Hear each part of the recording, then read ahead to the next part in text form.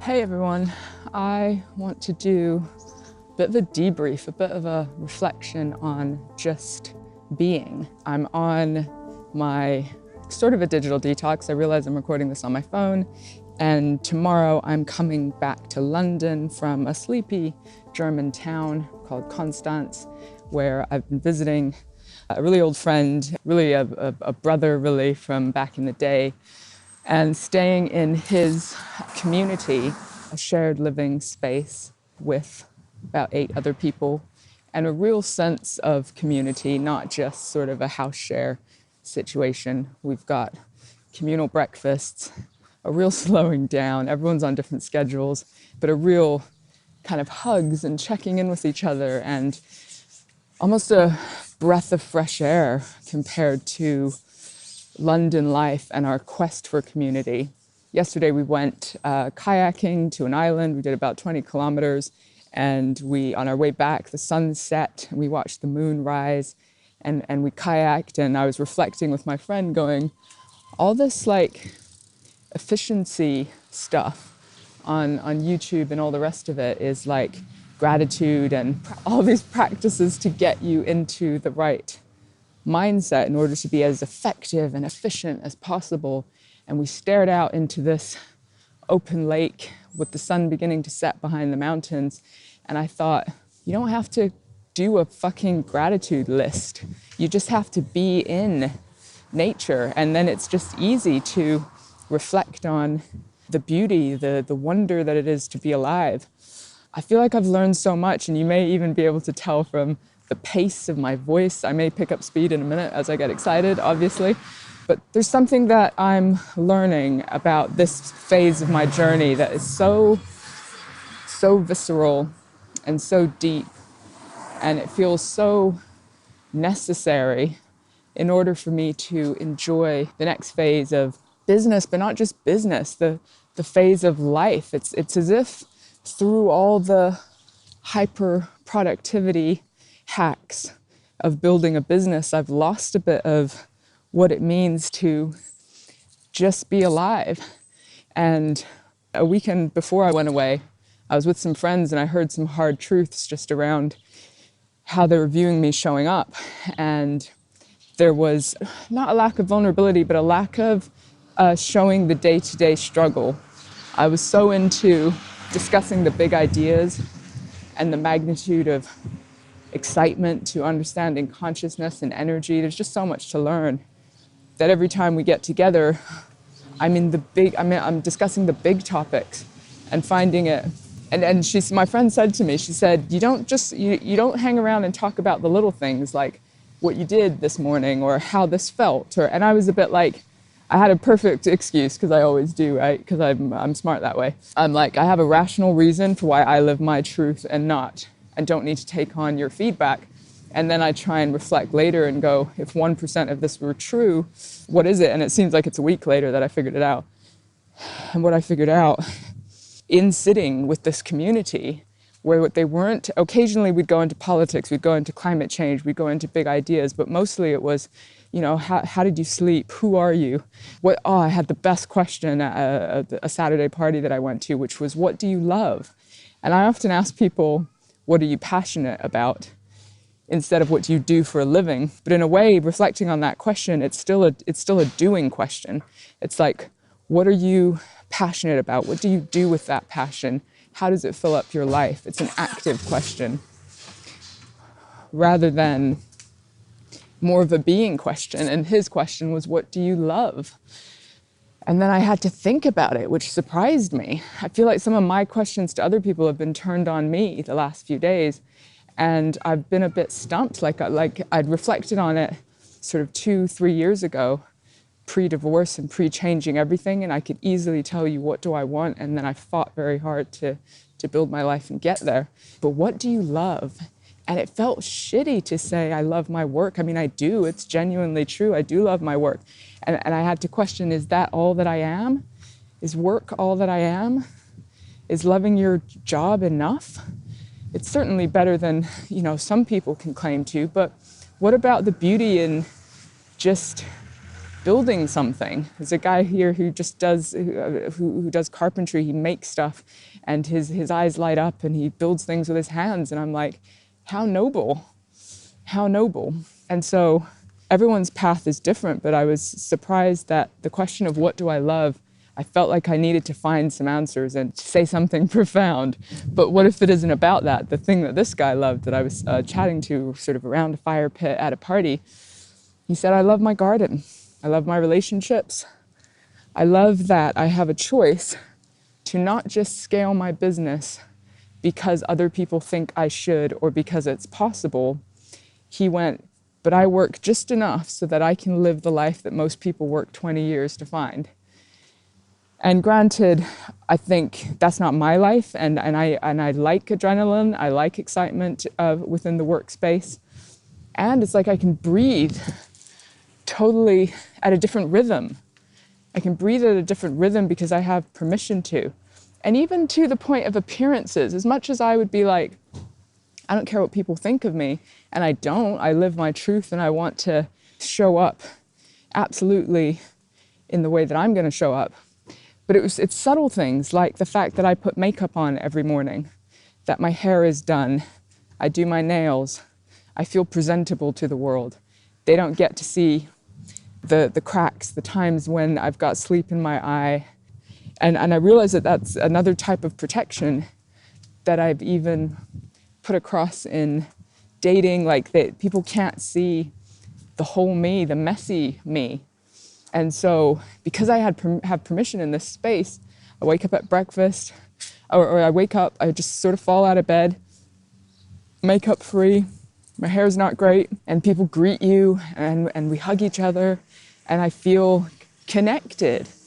And with all the makeup and the professionalism and the I've got an answer for everything, I'm missing out on, and desperately looking for connection, desperately trying to build community, blaming London, blaming the city, blaming other people, just kind of saying things like, well, London, it's hard to build community, or it's hard to do this. But actually, if I look at it, I have had opportunities left, right, and center to integrate into amazing communities. And I'll say things like, it doesn't reflect all of me, or this isn't my tribe. And I actually did, right before I came here, oh my God, I knew it would come out. I'm going to start talking faster.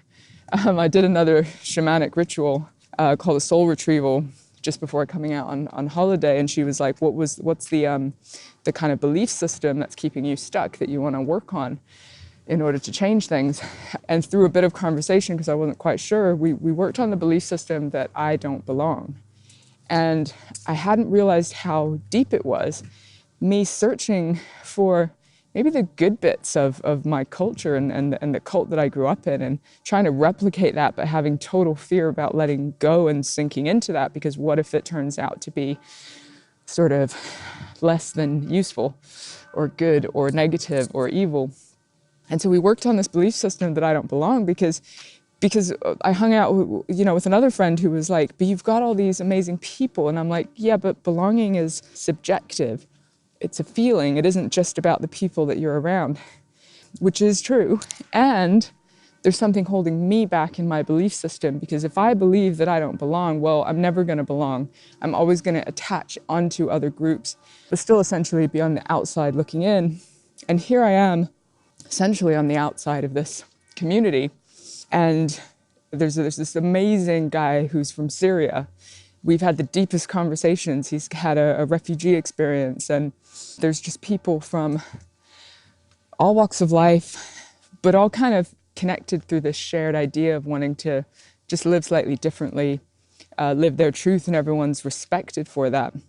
And I realized belonging isn't about being the same. It isn't even about having the same ideology. It isn't about even having the same value system fully or living the same lifestyle fully. Belonging is an openness. It's a letting go. It's your heart allowing yourself to connect. It's you giving yourself permission to just be, and that in just being, we are enough. And I feel like I've still been just trying to prove that I matter, or that You know, when you grow up in communes, which I see the irony given that I'm in this community setting, but or even in big families, or in, you know, I was second youngest of five, trying to find my voice and be loud enough or be enough to be seen, be good enough so God approves, like so much deep shit, right? But what if we are enough without all the productivity hacks out there, without the competition, without the need to build? I mean, I don't know if you're getting the magnitude of what I'm saying. It's a lot. And if we're enough without achieving, think what we can create organically from that place. A place of enrichment, of joy, of connection, where gratitude is easy because we connect into nature. Because I think in giving permission to ourselves to just be and really seeing ourselves in all of our flaws and our humanity, I think it allows us to see other people in a deeper way. It allows us to connect, to fully be present. I don't know, everything's different. Everything's different. And I'm really trying to capture the essence of what it is I'm learning here in order to translate that into city life, right? Because I know how the hustle can get us and the hustle can come back really quickly and it's the norm, right? I sat at the edge of a lake a couple of days ago and this is what I wondered. I wondered, can one experience actually change somebody's life for good, like completely? Can we have one experience and be changed and our habits change because that experience is so profound and it's the buildup of so many things that we can't ever be the same again? I'd like to think that's true, but I also know that next week when work beckons and I get excited about projects, will it be quite easy to get back into the same habits? And I know it will be, but I feel like the thing I have to bring with me is these marker points, this permission to digital detox, the permission to turn off, and crucially, letting go. Okay, let's talk about letting go for a second. I don't know if you guys are going to relate to this. I'm drinking cold coffee on the sidewalk. It's brilliant. Letting go, people. I've been learning this a lot over the last 6 months. I didn't realize how fucking high strung I was and how controlling I was. I thought I was chill. I thought I was easygoing. Why didn't anyone tell me that I'm actually quite intense? And the reasons I'm aware of this, so stuff's been happening on this trip, but also I've started dating someone, and it's incredible how when you become a little bit closer to somebody, how much of yourself, your flaws, your like idiosyncrasies are reflected in their eyes and in their habits.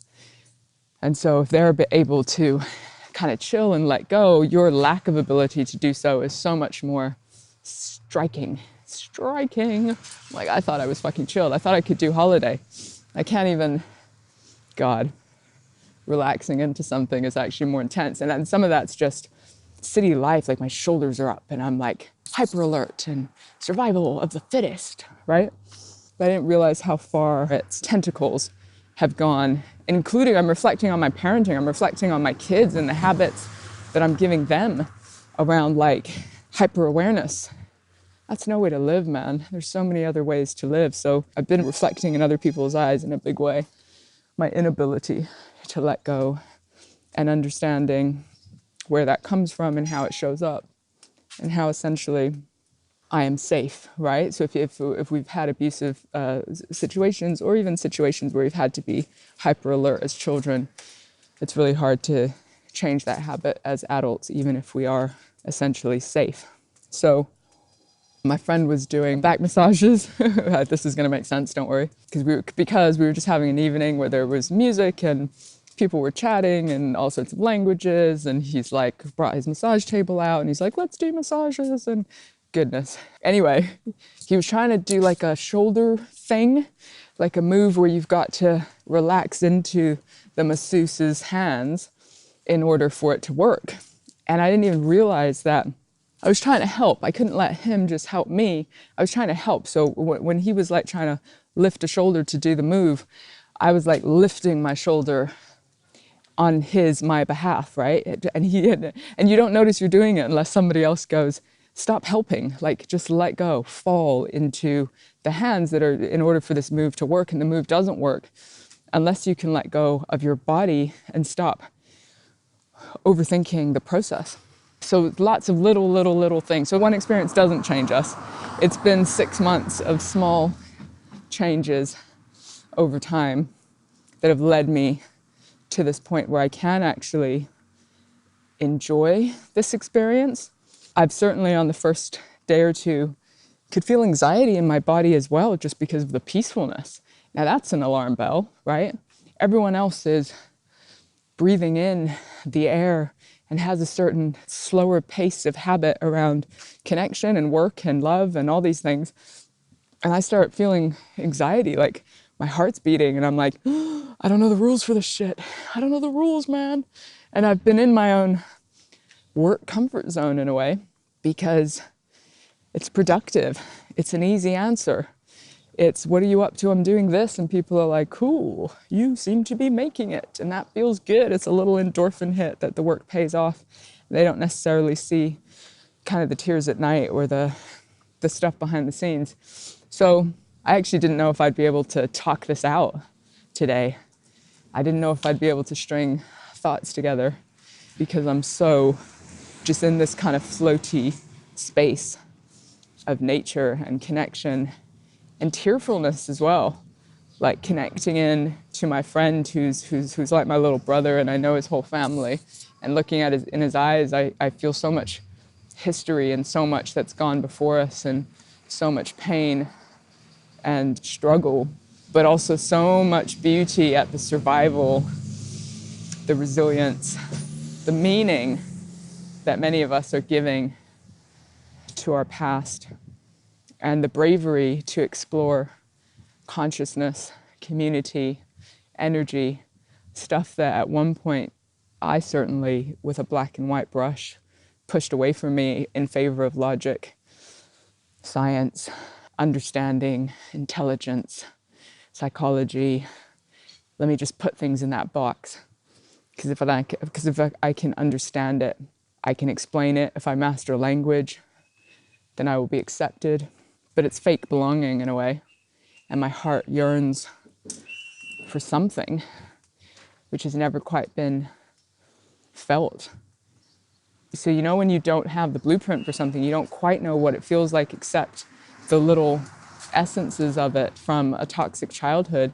You're scared that you'll if you find it, it will be toxic.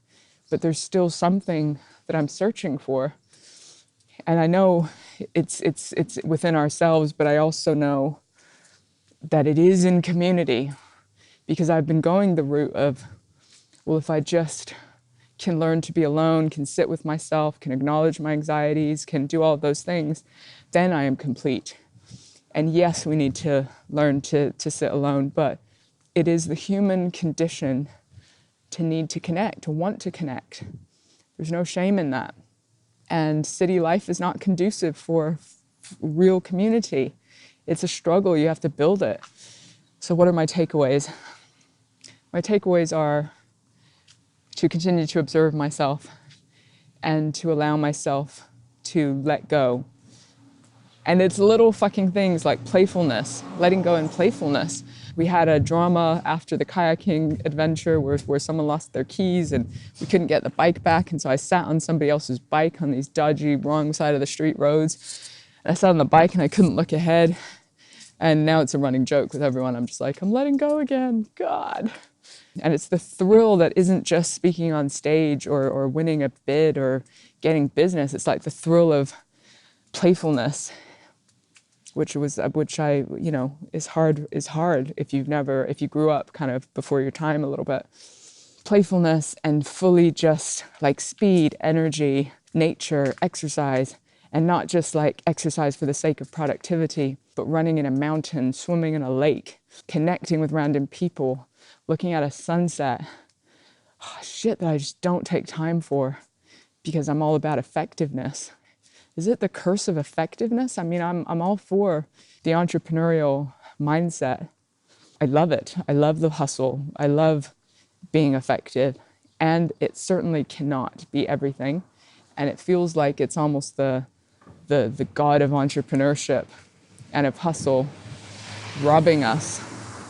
Because even this, like, as part of the hustle, the miracle morning, all this sort of stuff, like you hit the gym, you want to exercise in order to be effective. So 5 a.m., 6 a.m., get your muscle mass, get your body in step so that you can build something effectively. What about joy, you know? What about creating space for just seeing, I mean, it is just being, but in the being, we get to see who we really are, who the world is, what the universe has for us. I don't know, you just learn so fucking much. So here's to growth on holiday, right? What can we learn through slowing down? And how much do we even holiday for efficiency? Jesus Christ. You know, let's hyper plan things.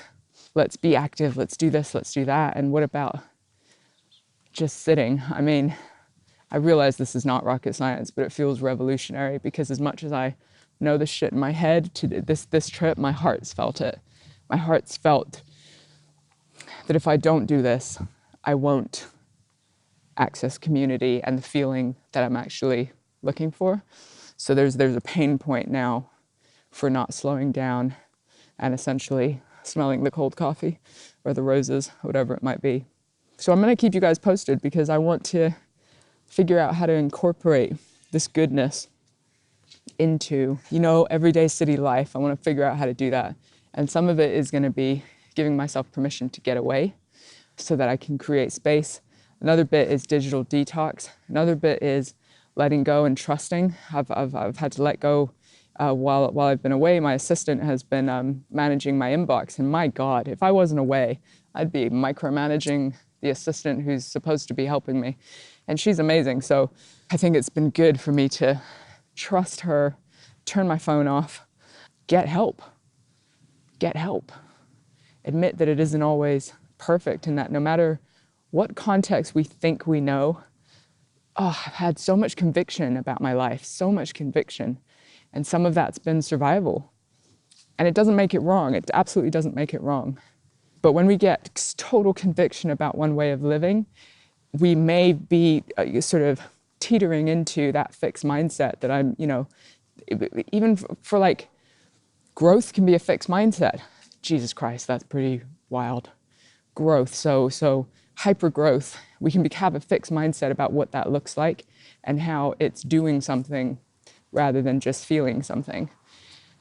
And it's in the feeling something that growth, I don't know, feel like it's quicker or more profound or something. So tomorrow I head back. Not for long though, I'm heading to a festival. Woohoo! Next week's back to work. And I'm hoping to just take some of this magic with me, reach out into community and not feel like I have to present a transactional part of me like you do in networking a little bit. And I think that's how I've been approaching community is like, all right, am I enough? Do I have something to give this community so that I'm worthy of being here? And that actually takes away the point of community in the first place. So it's not transactional. It's our imperfections that connect us. And so part of this is creating space to delve into the communities that have been offered me on a plate near where I am and keeping you guys posted because long live the hustle. But I'm going to ask myself the tough questions about how I want to build things. What's the experience that I want to have? What's the life that I want to live? And let me leave you with my friend's comment around the fire pit. What do you love? What do you love? Create your life around that. And that can just be experiences. What do you love, people? Go forth, city people especially. Connect into communities outside of the city so you realize that there is another way to live. And there is life outside of London, right? Thanks guys for putting up with the slow ramble that helped me define my own thoughts. Appreciate it. Enjoy the rest of the summer.